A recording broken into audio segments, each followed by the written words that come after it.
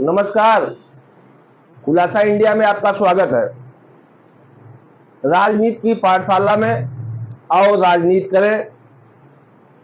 आज हम उत्तर प्रदेश की संसदीय सीट रामपुर के चुनावी गुड़ा गणित पर चर्चा करना चाहते हैं। किसी भी संसदीय सीट पर सबसे पहले यह जान लेना आवश्यक होता है कि वह कितनी विधानसभाओं से गठित हुई है और उसमें कुल कितने मतदाता हैं, कितने पुरुष मतदाता हैं और कितने महिला मतदाता हैं।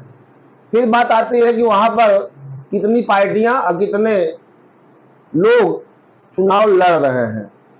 तो सबसे पहले हम रामपुर की जो चर्चा करने चल रहे हैं आप लोगों के बीच में, उसकी बात ये तय कर लें कि वहां पे कुल कितने मतदाता हैं और कुल कितनी विधानसभाएं हैं। तो रामपुर की बात करें तो 5 विधानसभाओं से गठित रामपुर संसदीय क्षेत्र में स्वार, चमरौला, बिलासपुर, रामपुर सदर और मिलक सुरक्षित विधानसभा 5 ये मिलाकर संसदीय क्षेत्र रामपुर का गठन किया गया है। अब यहां बात करते हैं कि यहां के कुल कितने मतदाता हैं जो चुनाव में अपना वोट देंगे। 19 अप्रैल को प्रथम चरण में रामपुर संसदीय सीट पर चुनाव होना है। चुनावी प्रचार का पहिया थम चुका है। तो अब बात करें कि रामपुर में कुल कितने मतदाता हैं। कुल वहां पर 16,69,479 मतदाता हैं। पुरुष मतदाताओं की बात करें तो 8,97,237 मतदाता पुरुष हैं, जबकि महिला मतदाताओं की संख्या 7,72,182 है। तो वहीं ट्रांसजेंडर के कुल मतदाता 162 हैं। अब दोनों चीजों को आप लोगों ने समझ लिया कि वहां पे कुल मतदाता कितने हैं और विधानसभाएं कितनी हैं। हम ये भी बता देना चाहते हैं कि रामपुर जो संसदीय सीट है वो मुस्लिम बाहुल्य सीट है। यहां पर 55% मुस्लिम मतदाता हैं और 42% हिंदू मतदाता हैं। 3% में और जैन और बौद्ध धर्म अन्य लोग हैं। तो इस तरीके से यहां पर कुल 17 बार चुनाव हुए। 1952 में सबसे पहले यहां पर चुनाव हुआ और उस समय मौलाना अबुल कलाम आजाद चुनाव में बाजी मारे थे और देश के पहले शिक्षा मंत्री बने। 1967 तक यह सीट कांग्रेस के उम्मीदवारों के कब्जे में रही। 1977 में जब आपातकाल लगा तो उस समय राजेंद्र शर्मा चुनाव लड़े और पहली बार उन्होंने चुनाव जीता। तो ये कह लीजिए कि रामपुर मुस्लिम बाहुल्य सीट होने के नाते 17 बार में 12 बार मुस्लिम उम्मीदवार चुनाव वहां पर जीते हैं।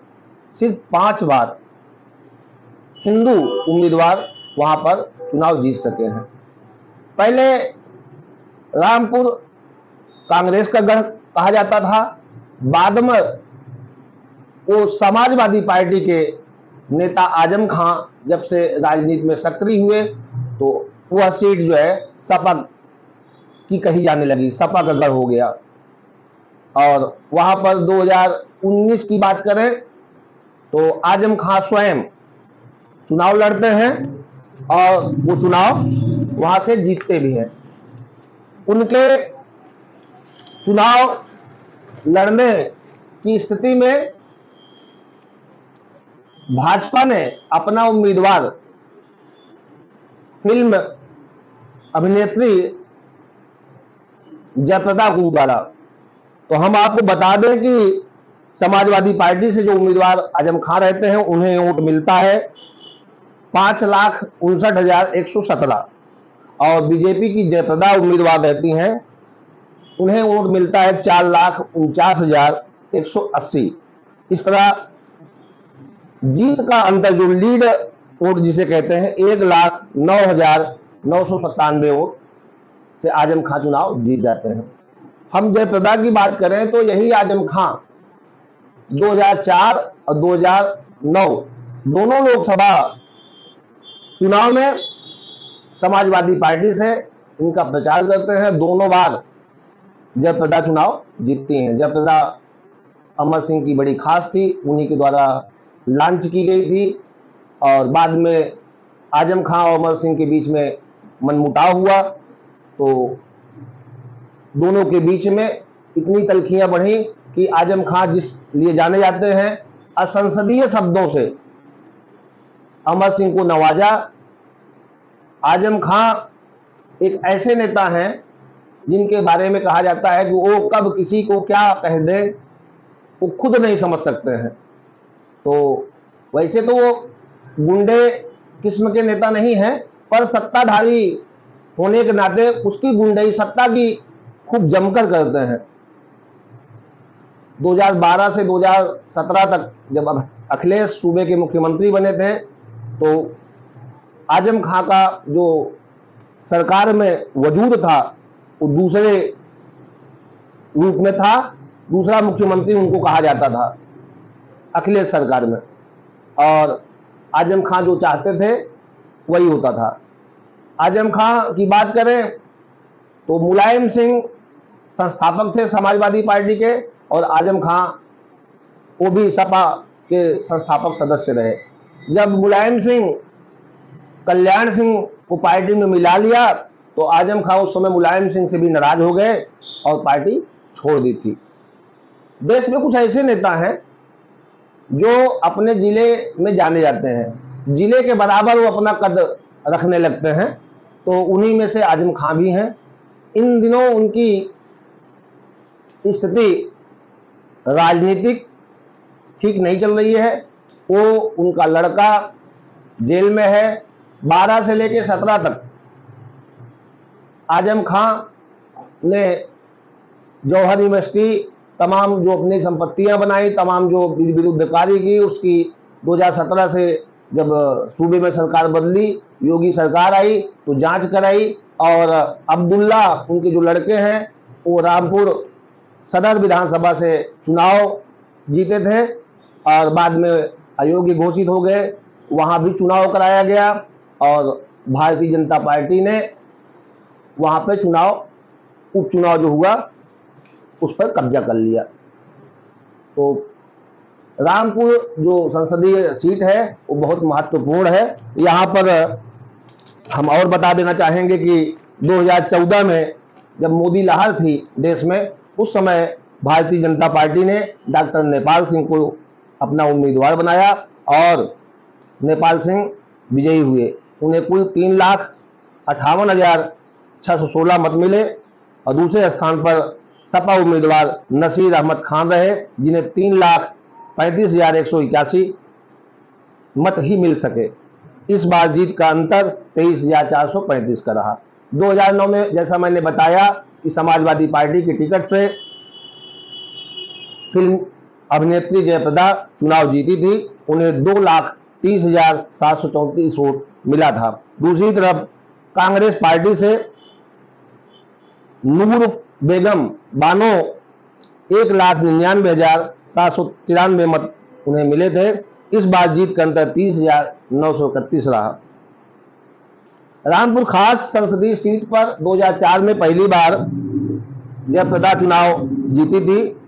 इस बार उन्हें 2,89,390 वोट मिले थे।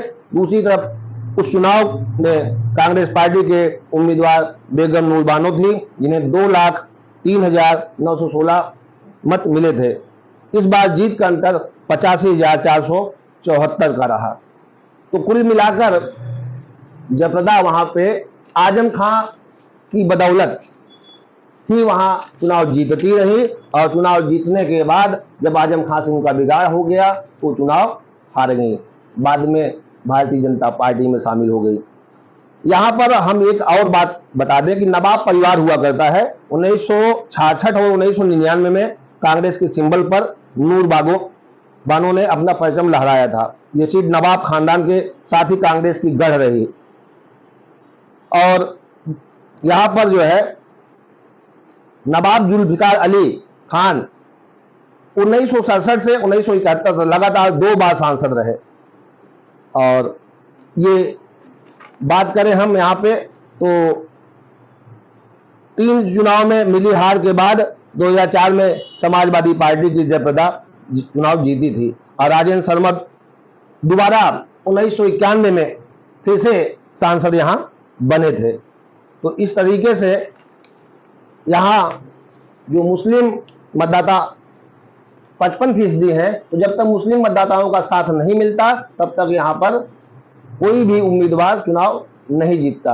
अब इस चुनाव में बात करें जो 2024 का कल मतदान होगा, उसमें भारतीय जनता पार्टी ने उपचुनाव में जो आजम खां के त्यागपत्र देने के बाद 22 में चुनाव हुआ था, उसमें घनश्याम लोधी जो लोधी समुदाय से हैं, लोधी बिरादरी से हैं, उन्हें विजय मिली थी और उन्हीं पर भारतीय जनता पार्टी 2024 में अपना उम्मीदवार भरोसा जताकर उन्हें उम्मीदवार बनाया है। और समाजवादी पार्टी से इस बार मुहिबुल्लाह और बसपा से जीशान खान उम्मीदवार हैं। जीशान खान भी मुस्लिम से समुदाय से हैं और भारतीय जनता पार्टी लोधी समुदाय पर अपना दोबारा घनश्याम पर भरोसा जताया है। तो इस तरीके से यदि जीशान खान बसपा के वोट मुस्लिम बिरादरी से काट लेते हैं तो पुनः घनश्याम लोधी की स्थिति मजबूत होगी और 2024 में वो पुनः सांसद बन सकते हैं। पर यहाँ जो दिख रहा है रामपुर में, क्योंकि आजम का वहाँ वजूद जो है मुश्किल में है, संकट में है, तो इस तरीके से दोनों के बीच में सपा और भारतीय जनता पार्टी के बीच में ही ये चुनाव निर्णायक होगा। अब 4 जून को परिणाम आएगा, इसके पहले कुछ भी कहना ठीक नहीं होगा। वहाँ पे प्रथम चरण में चुनाव है और वो कल ही है, चुनाव प्रचार खत्म हो गए हैं, सारी पार्टियां अपना सारा ताकत लगा चुकी हैं। देखना ये होगा कि वहाँ की जनता इस बार किस पर भरोसा जताती है। धन्यवाद।